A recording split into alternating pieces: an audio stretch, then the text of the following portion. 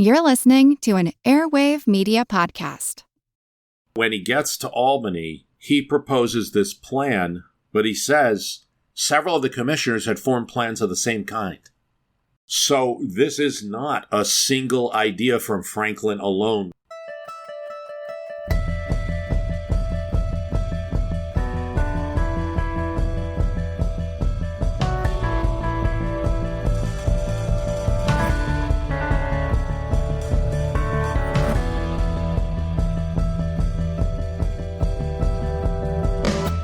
Okay, so we have 3 episodes of Zachary Taylor on the Patreon podcast. Get that at Patreon. And also, I am on the Road to Now podcast. Bob and Ben do that great history podcast. If you're not subscribed to it, it's great. I mean, it's more of an interview format than me, but I think that also gives them such great information that is available to them, you know, and so many different viewpoints. It's really a great program, and I'm on it.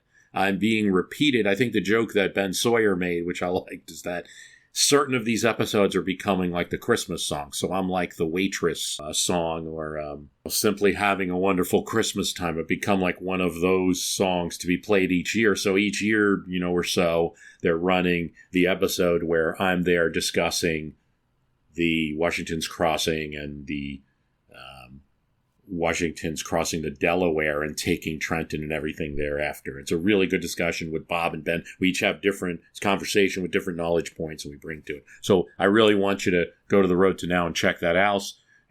Also consider our Patreon. Again, all 3 Zachary Taylors are up. So I am going to be starting to run that around Christmas time, but if you want it now, all 3 episodes are there. Get your Zachary Taylor. You deserve it. 20th anniversary of My History Politics will be June next year. So nothing big, but, it's just something we're going to be aware of. I do have some plans next year. I do believe we're probably going to run the Reagan series again and a few other things. I have a big study into the American media, the history of media in America, that I'll be unveiling in 2026. Getting a lot of reaction on the episode about Ken Burns and his American Revolution documentary, particularly on YouTube. You know, My History Can Beat Up Your Politics. We are on YouTube. And in fact, the fastest growth in subscribers, as near as I can tell, to this podcast comes from the YouTube channel. Now, it's not like a live. I don't do videos that much. Occasionally I do. Here's from Dahawk8574 on YouTube. It is deficient to dismiss Franklin and the Albany Plan of Union without acknowledging how impactful the concept would become, in particular the join or die mantra with its snake diagram. So it can definitely be asserted that the Iroquois influenced the decision to form a Continental Congress, which soon evolved into the United States, far from a trivial connection.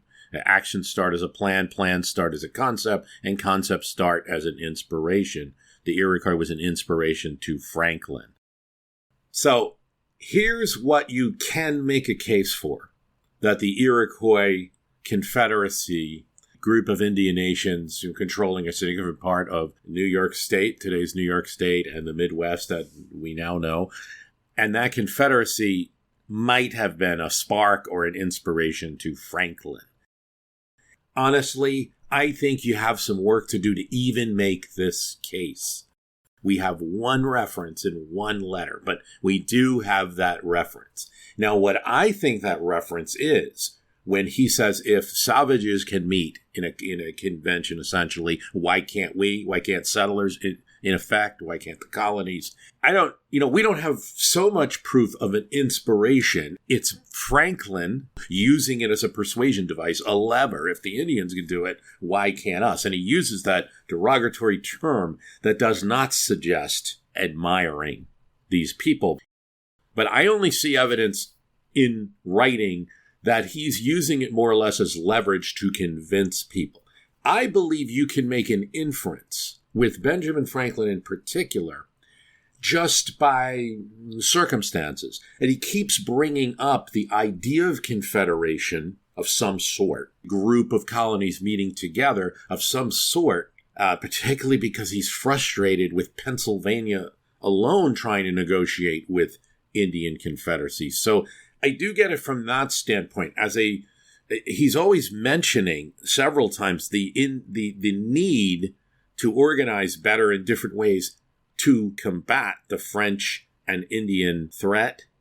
You have, I think it's a stretch to go from that. In other words, Indians as a problem to be solved, to say it's an inspiration for us. But you can make an inference at least. Like, if I was to make this case, I would say, why does Benjamin Franklin keep bringing up the need for a confederation? And the reason, the purpose for it is to deal with Indian tribe. But in terms of the idea of starting as a plan or a concept and then getting to revolution, yeah, that's a lot, way too much of all of this in Franklin's mind for my taste. There is a meeting in Albany in 1754. A group of colonies meet, not all of them. And Franklin does present a plan. Now, we don't know if he mentioned Indians because it's not recorded.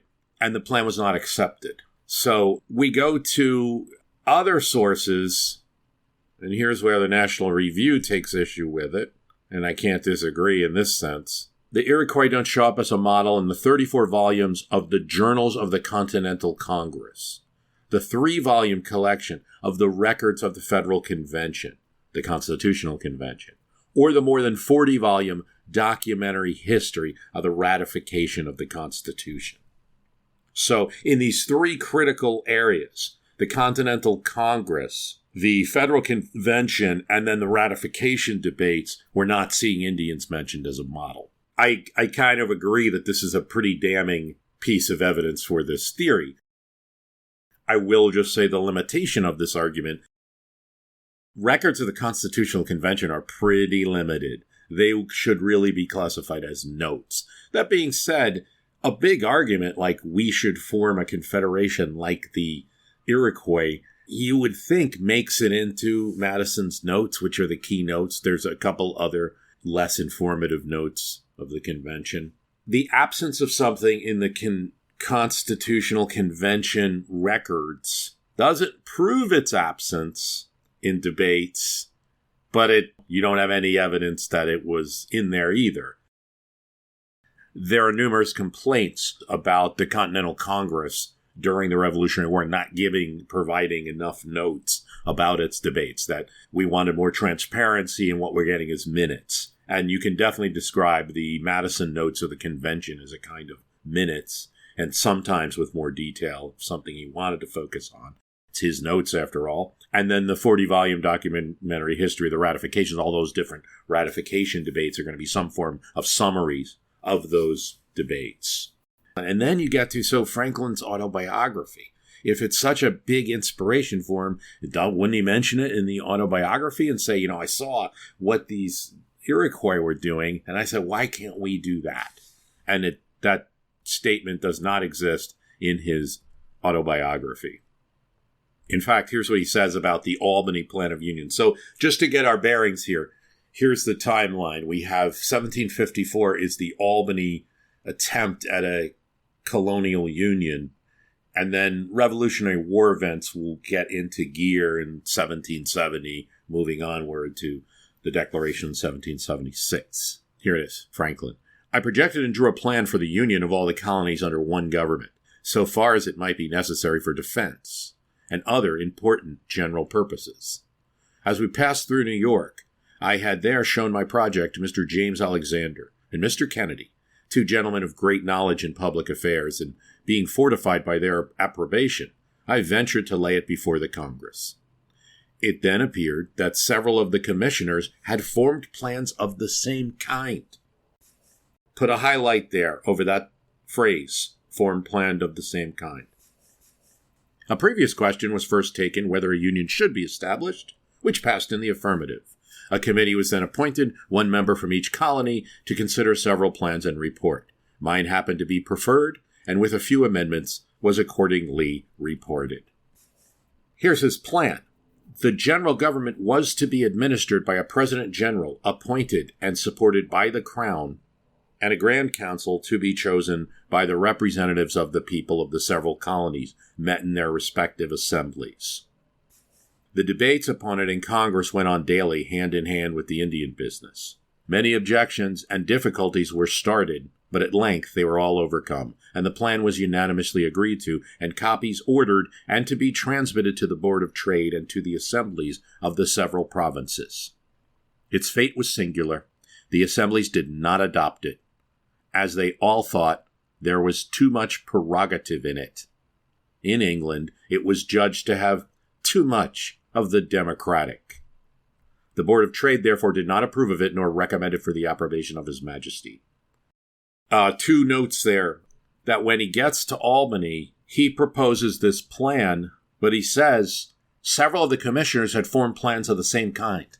So this is not a single idea from Franklin alone, we already know. And while you have a scant piece of evidence, like the one letter where Franklin mentions the Indians, you do not have any evidence that these other commissioners he's referencing are also influenced by this idea. And you have numerous examples of Dutch, Roman, and Greek. Greek city-states are probably the biggest, inspiration and that you could think of and mentioned again and again. So in the face of that, there's numerous other inspirations you could have. You have the ideas you're getting into the Stamp Act Congress and other times that colonies need to start talking with each other. And it starts from within Massachusetts, within Virginia, within certain areas, New York, where you have the letter writing, the correspondence between here's what's going on in Boston, going out to the towns in Massachusetts, and then eventually saying, hey, if we can do this in here, let's also write to Philadelphia, to Williamsburg, Virginia, and the other colonies as well. Other precedents than just Franklin's idea, when you actually hear him in the autobiography describe the plan, and again, he doesn't mention any reference in his autobiography. He only says my plan. He doesn't reference the Indian as a precedent. It's for a very different purpose than the American Revolution. It's actually to enhance the British crown. It's actually to raise armies to fight for Britain and to fight against the French and the Indian threat on the frontier. Franklin spent a good deal of time in London, and if any plan came to fruition where there was a large colonial body that needed a representative, he was a leading person to fill that post. I mean, I think his real goal was to represent not just Pennsylvania, but to represent the entire American continent. Everything we're looking at Ben Franklin, you have to think of him as a figure who still wants us, the United States, with the mother country, and is looking for perhaps a joint colonial representation.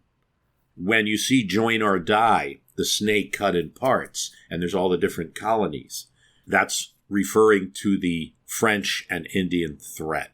So you're lacking that direct line going from Ben Franklin, from the inspiration to the Albany to the Revolution. I just think you simply lack it. It probably was a mistake to focus too much on it in the series in the beginning there.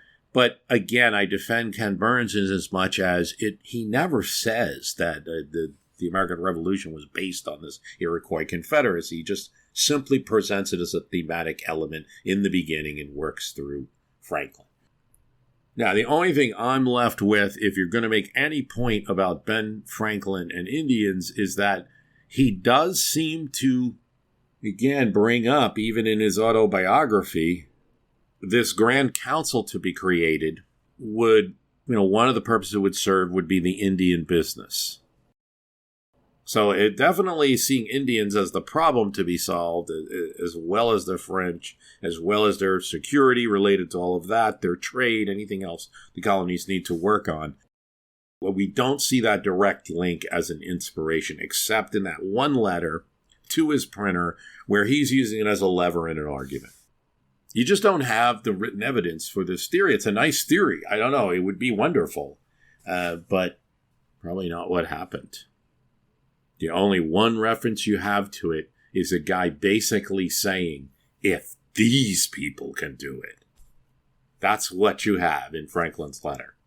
If these people could, he's not doing it from a place of admiration. The other thing to note about his plan in Albany is that it's a president general appointed and supported by the crown. So it's not exactly this democratic confederation. I mean, and that's just a reality. It's going to have to be that way. But it also influences where Franklin was at. The man was living in London. So he stays in London first from 1757 to 1762. He lives in a house on Craven Street. I've actually visited the outside of that. It's in the tourist area of London and the political area of London. Then he stays there again from 1764 to 1775. So all through the Stamp Act, he's officially represented at first, that first stint, he's representing just Pennsylvania. Then he picks up New Jersey, Georgia, and Massachusetts as colonies that he's representing. Now, he leaves in 1775. Up until that point, March 1775, so right before the Concord battle, he's still trying to keep the American colonies and London together. And he's humiliated in a meeting in 1775 and decides it's best to leave. And then he picks up on the Revolutionary Cause. That's pretty late. So again, I think picking Franklin as your inspiration for American Revolution, could be considered strange when he's not really part of a lot of those events. So if you take, for instance, the First Continental Congress that decides to oppose Britain, he's in London for that.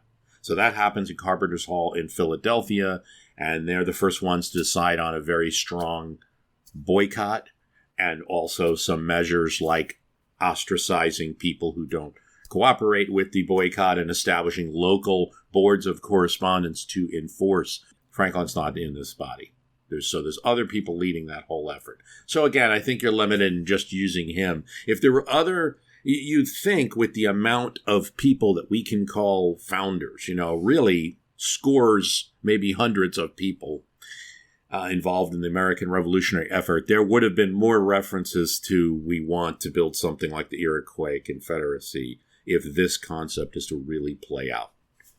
And again, I think Ken Burns, Simon didn't really say says. He didn't really say it. And then also, another document to look at when we're exploring this concept of did our American Revolution get influenced by the Indian confederacies is Thomas Paine. So Thomas Paine's Common Sense is a document that was up and down the colonies, read in taverns, read out loud, multiple copies sold, the kind of bestseller of its time, and really inspired Americans to pick up arms and fight for a new country, to fight for their independence.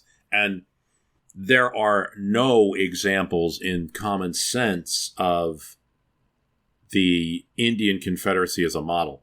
When Thomas Paine refers to Indians, almost always negative. For instance, he refers to the British king as a savage, no better than a savage, that type of thing.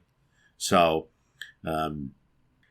Ken Burns does do a good job. And this is why I think he used the thematic element of placing the American Revolution and what's really a thin line of colonies, even at the time of 1770, only starting to get into the backwoods areas, making inroads at the time of the Revolution, is that most of the rest of the continent is controlled by Indian nations. So they're very important to the story, and their actions are important to the story, and the fact that they were split and their own confederacy is broken up by some siding with the British, some siding with the Americans, and everything that happens after. And the fact that part of the reason for the American Revolution is to gain land, which would have been controlled by Indians. Ken Burns is right on these points. What did I like? One point I wanted to put is his focus on the Battle of Bennington in Vermont. That was an important battle in which like 700 of Burgoyne's forces are captured. That really dulls the blunt of Burgoyne's assault in the Hudson Valley. And the Green Mountain Boys, Ethan Allen's group, corner a force that's sent out to capture the Vermont lands at that time called the New Hampshire Grants. They were not, Vermont's not a state. Vermont's not allowed to be the even before there's a United States Constitution, the United States, during the Revolutionary War, the Continental Congress does not acknowledge Vermont as a state of its own, even though it wants it.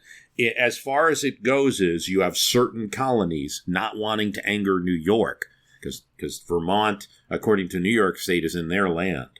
So not wanting to anger them, there's a group of people, New Jersey is one of them, there's a group of colonies that will accept, kind of give a message to Vermont, like, they're good fighters, just hang there, we can resolve this after the war is over. At Bennington, their contribution is made. Here's from Those Turbulent Sons of Freedom by Christopher Wren. The battle is August 16th, 1777.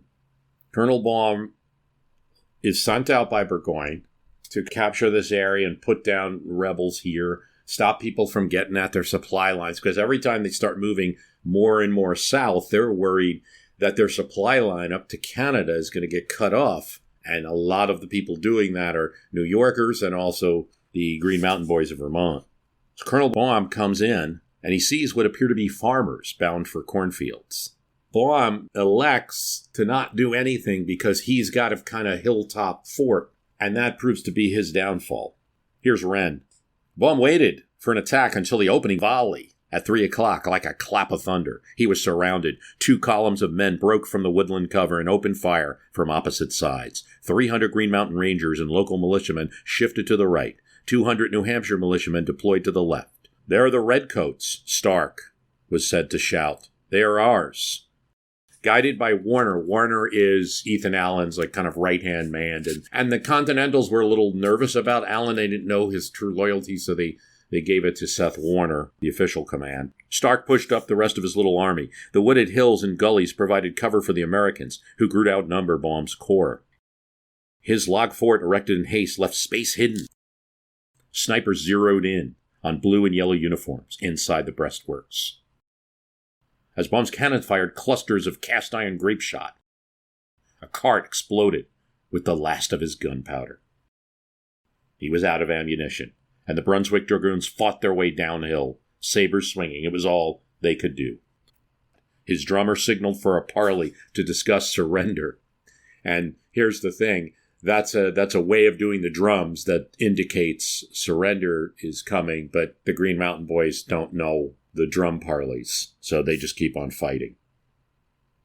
The Americans seized both German cannon. Stark dismounted to show his troops how to load and fire them. It lasted 2 hours, the hottest I ever saw in my life, Stark reported to General Gates. However, the enemy was obliged to give way and leave all their field pieces and all their baggage behind them.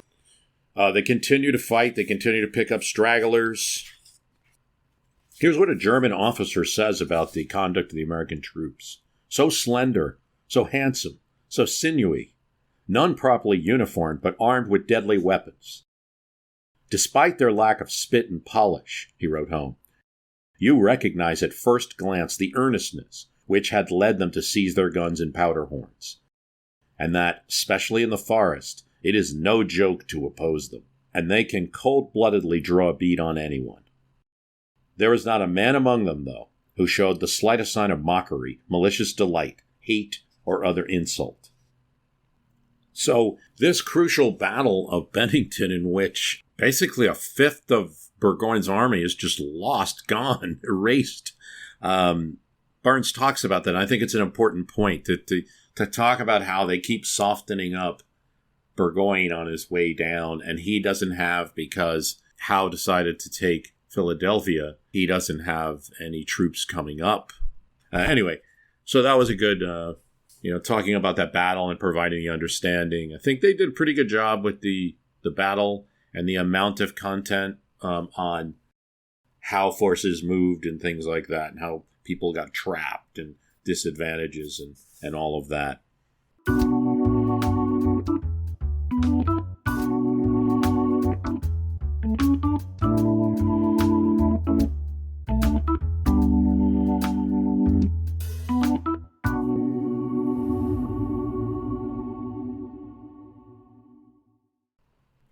Alyssa writes on Spotify, it's crazy, this is in relation to the Iran-Iraq war episodes, it's crazy that the U.S. knew about Iraq's war crimes. of using mustard gas, and that Iraq opportunistically started the war unprompted. Yet the U.S. consistently labeled Iran as the aggressor and turned a blind eye to the gas. Islamophobia in the U.S. is often justified by the demonization of the U.S. by Iran and many of its citizens. But I think Americans would have a more empathetic view of Iranians if they knew why. History is critical to understanding current events, but most Americans are oblivious. Let's say, good point in some ways. I will just say you can't ignore the hostage crisis. So more than 50 Americans, and not only Americans, but diplomatic personnel, like people in international relations you just do not touch, are being held hostage in Tehran before this war starts, before Saddam does anything. So to talk about American opinion when their countrymen and their officers are being held hostage, I mean, that's the event that I think directly influences that more. To add some context, Carter's initial reaction when Iraq launches this war was not, go Iraq, we're behind Saddam. Very few people in Washington, D.C. really thought of things that way throughout the duration of the war. There were times when it got to be more, okay, this is where we have to go.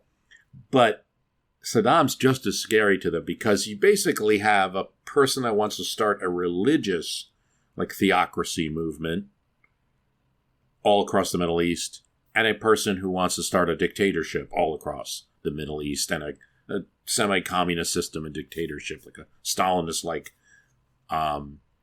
with a strong secret police and killing political enemies and things like that.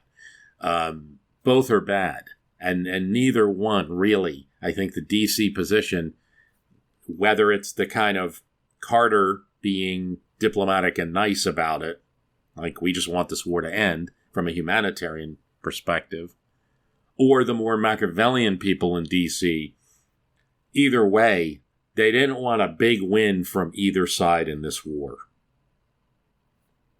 That's the official D.C. The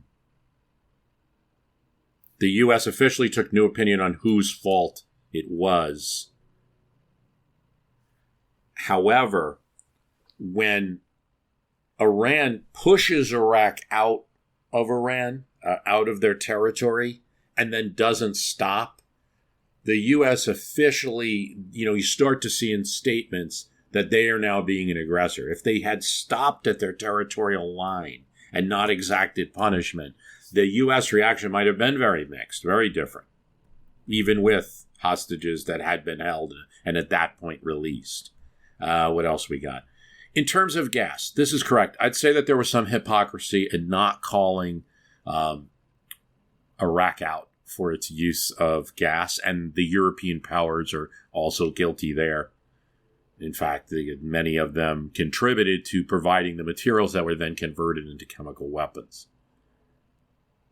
I will note that the U.S. exacted quite a bit of punishment on Saddam Hussein. It was just a delayed response, because in 2003, his actions during the Iran-Iraq war are part of the justification for the 2003 action and for the need for urgency when Bush and Colin Powell are going to Congress. I'm not saying I agree with them, or agreed with them, but that is part of the justification. Like, you can't trust this guy. So it does show up later. It's not something that Americans completely ignored.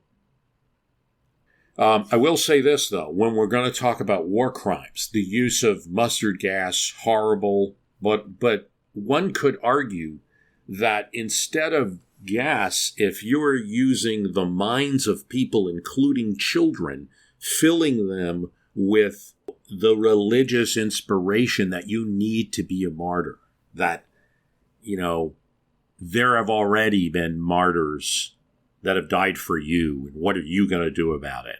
And to do that to 13 and 14 and 15-year-olds, even those that were 70-year-old or 50-year-olds, but launching them into very, very unlikely to win military situations again and again. that is also a war crime, and many felt that there was a mix in this war. I mean, most people did want it to end. There might have been some cute comments by DC power players about we're going to bleed them both or whatever. But I think the consensus in the West was they wanted this thing to end. It wasn't a rooting for Saddam. It was just when it got to the point that Saddam might completely lose, and you'd have an Iran theocracy that would also have the Iraq territory. There, I think you saw the U.S. and European powers step in a pretty heavy way, and also all the Arab nations step in a pretty heavy way. The crimes of the Shah was something that was never very high in U.S. opinion. Most U.S., I mean, I was alive for some of I was a kid, but I was alive for some of these events. But most U.S. opinion hated the Ayatollah because of the hostage taking and other things, and the way that they talked about the U.S. and burnt our flag and things like that. However, it wasn't without representation. There were certain student groups, like you might see today with Gaza. There were certain student groups, even during the hostage crisis. And Carter complains that there's this group of Iranian students in D.C. that want to do a protest while these hostages are being held. And they found places to do it that were protesting against the crimes of the Shah and wanted the U.S. to condemn that.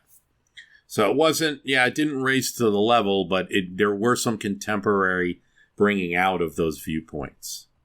Okay, what else we got here? Some feedback on various things. I love that Spotify allows people to comment. And so, in relation to the 1977 mayoral race election episode, and when we talked about how there was a guy who threw the pie in the face of Abe Beame, and I talked about, I talked about criticism of that, and someone said, if I threw a pie in the face of this podcaster, would that be discourse? And I say, no, it would be absolutely extra discoursal. But, chocolate cream pie if I get a choice. I know the guy's joking, but I do think that it raises that question. Like, it's not really discourse to be throwing pies at people, or half the comments that I see on social media are not discourse. They're not a responsibility to that conversation or that understanding the other person's argument. It's just something that it's a comment that's many cases no different than the little pie in the face. I'm trying to humiliate the person. On the 1913, someone asked me, Prodla said, hey, it's called Grand Central Terminal. So we referred to New York's Grand Central Station. That is a very common way of referring to it in common parlance if you were in the city today. If you told someone you have a friend and you're going to meet them and you said, can you meet me at Grand Central Terminal? They might meet you by where the trains are. And you probably want them to meet you where, the clock is and the information booth is, So you'd probably say Grand Central Station even today. Now, it is true, though. You're absolutely right. In 1913, what happened is they're building the new Grand Central Terminal. And it is a change because Grand Central had been a station. A station is a place that is an in-between hub. The terminal is where the train ends. And right now at Grand Central in New York, the trains end there. But there was a time prior to 1913 that it was a station. And I found in newspapers.com just, scores of references to Grand Central Station in 1913 and 1914. So still in pretty common parlance, but you are right. They were turning this into a terminal that no longer it used to have intra-city traffic. And so people going in various parts of the city would come up to Grand Central Station and might wait there. That's no longer the case. There is a subway. That subway is called Grand Central Station. That subway stop, but that's below the terminal. So, yes, right, but, ...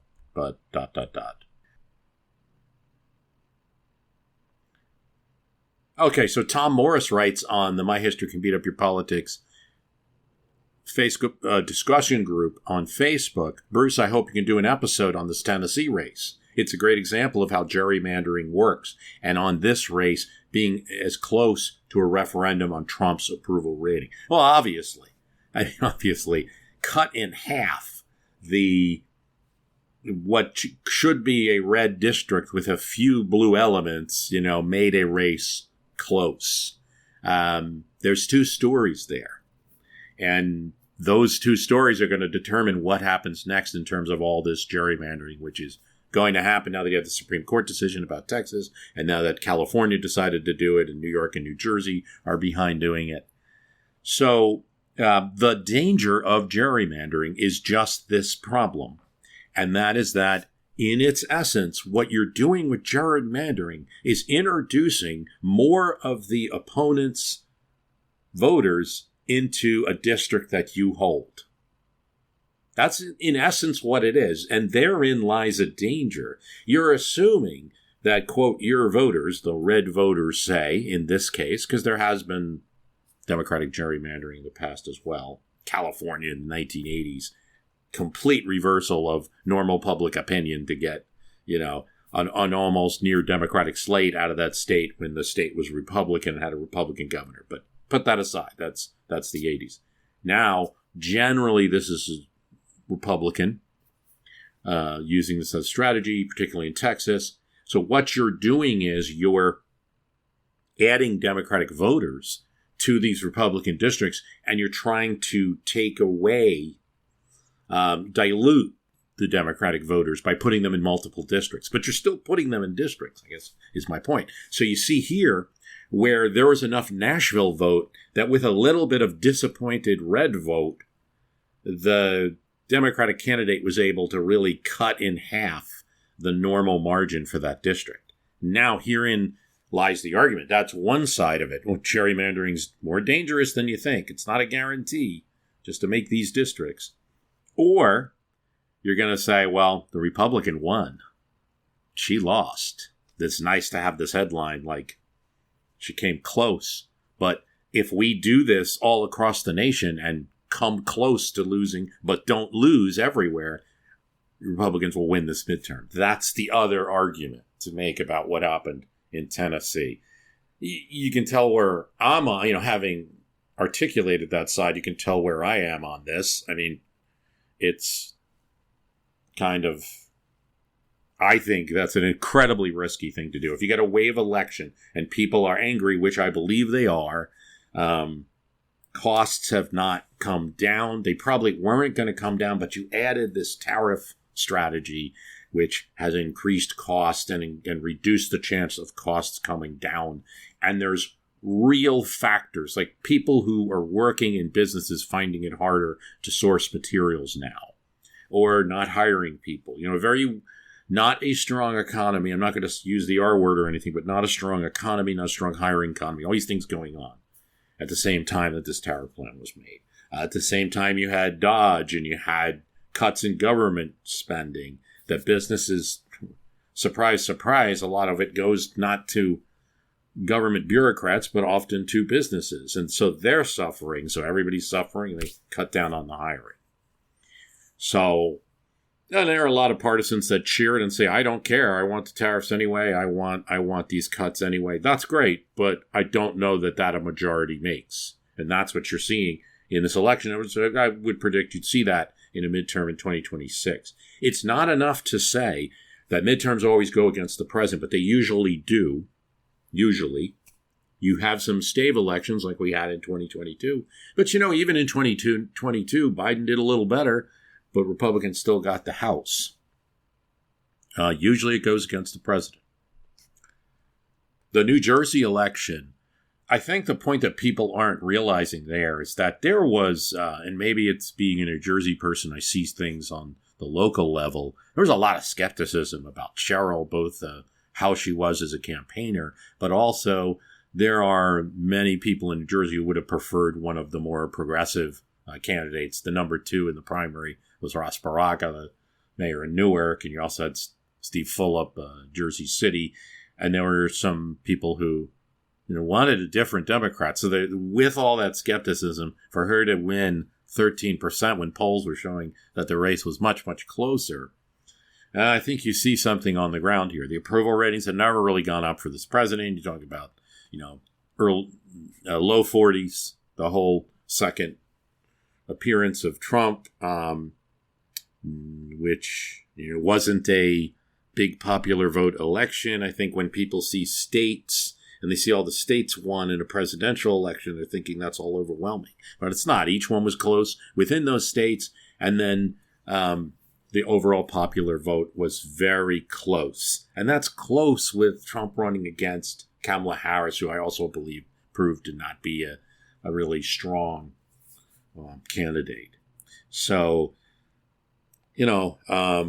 talk about that in a second. But on by-elections, usually these, by-elections is the British term for the in-between elections. But when you have these like congressional specials, they're usually an indicator of something to come. So in 1993, a big thing was that Lloyd Benson, the senator from Texas, who had run with the caucus in 1988, he steps down to become Bill Clinton's Treasury Secretary. And they figure Democrats held that, Lloyd Benson will endorse somebody, and they lose that race to Kay Bailey Hutchinson, and they never get that Senate seat back. Democrats have not held a Senate seat since 1993. So that was an indicator that something bad was coming in 1994. There was also a Mississippi House seat, which I guess it's not a big surprise of Mississippi, but when the Democrat left, that went Republican. That person is Roger Wicker, who is still in Congress now and actually making news headlines as we speak. So that came from a special election in 1993. In 1991, when Bush was president, the elder Bush, Harris Wofford wins this race in Pennsylvania against the former governor, Dick Thornborough, who was in the Bush administration, big name, and he wins these counties near Philadelphia that had always been voting Republican. It was the first indication that those counties, their loyalties could be divided at least, and many of them have become Democratic now. He loses that seat, and that's an indicator of what perhaps is going to happen in the 92 election. So those are my comments on it. I mean, I just see what's going on. I think, if we were in this normal world of politics, and I was just doing this, my history can beat up your politics by the patterns of way things normally go, I would say this GOP party is in big trouble, and you've got to change something. But it's different with Trump. I mean, I can acknowledge that Trump brings unique dynamics to the political scene. And for instance, he can create news headlines that might distract people. He also has people on different news media than the normal mainstream, say, news media they're watching, and they'll never see certain developments that occur. Those things might help shield some of the midterm loss if he does it well. And the more, I think, like the election in 1970 showed that, if you mount a campaign, if you do something, you can perhaps stave off one of these election results. Bill Clinton felt very strongly that after 1994, the Democrats had to nationalize their defense in their House campaigns. And in 1998, they did that under the rubric of, protecting Clinton during this, awful impeachment charges and things like that. It's unpopular. The impeachment of Bill Clinton was unpopular, whatever the reasons. And, you were pushing at extremist, It's funny, like you hear that group MoveOn.org, and now it's just a name, but that actually starts with move on, like move on from this impeachment battle in 1998. So there was a big defensive movement. If a president and a GOP party does more, is more active, creates more news, creates more, things that this election can be about other than just the complaints, you've got a better shot at a stave. But I think it's always uphill.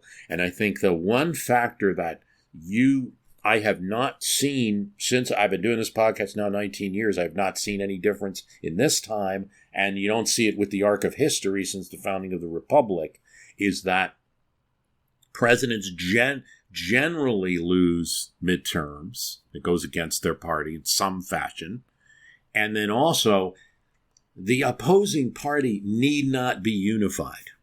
They can be complaining about different things. They could be complaining about contradictory things. You saw like 2006 where Democrats were both saying that we shouldn't have gone into Iraq and also you need to fight Iraq better and win the war. And it doesn't matter. Either the congressmen in the districts that argued shouldn't have had Iraq win, and the ones that were arguing, you need to fight the war better, were also winning. And George Bush loses that midterm in 2006. At a time when you also had a lot of attacks on the media, a lot of control of things. And remember orange alerts and Homeland Security, and a lot of where there was an expose that some of that was used for political purposes, and opponents in even as late as 2006 could still be stuck with the unpatriotic label by the Bush administration and their political supporters. I bring that up. I mean, that's when my podcast started. That's one of the reasons we started it, to look at history during the Bush administration. I wasn't a huge fan, by the way. Now, some of this is not new. You do have new dynamics, though. For instance, when I look at the takeover of CBS, Barry Weiss and the like, and kind of getting rid of some of the mainstream news outlets and having them be more supportive, perhaps, of the president. And the opponents will argue, no, it's just a free speech, or, oh, no, we're just evening the score. Liberal media controls everything. But I don't think now what most people watch on screens is controlled by liberal media anymore. Because if you count the Facebook and you count Twitter and you count Instagram threads and then you add to that the people who, yes, are still watching TV, and you have Fox and you have Newsmax, you have OAN, and you have CBS now, and you have newspapers in major cities, LA Times, Baltimore Sun, WaPost is getting a little questionable at times, that are at least willing to work with the administration. You're really seeing a change in news media coverage to a more supportive of the administration. And it's going to be interesting to see what happens next year as public opinion wears more down, and these outlets might start to be sounding notes that are different from their audience. That's what I'd look out for. I also look out for congressmen and women starting to break away more from the administration as they want to hold on to their seats. And the normal thing to do there, we're going to primary anyone in 2026 that bucks this president. I think in 2026, the ability to do that, or the consequences of doing that, will create a danger of losing that seat. It'll limit the ability of the president here to enforce things like the way he did in, say, 2017 or earlier this year by threatening a primary. I'll get an opponent for you. He's going to do it to a few people he doesn't like. I don't think Massey's going to be unchallenged, But with other seats, it's going to be difficult, because if they buck a little and then he puts up a primary opponent and gets somebody weaker in there, less known, who hasn't been the congressperson for years, I got a better chance of the other party picking up the seat. So it's kind of own goal. And I think he's going to be worried about that. Well, with that, I think I'll stop there. I want to thank you for listening.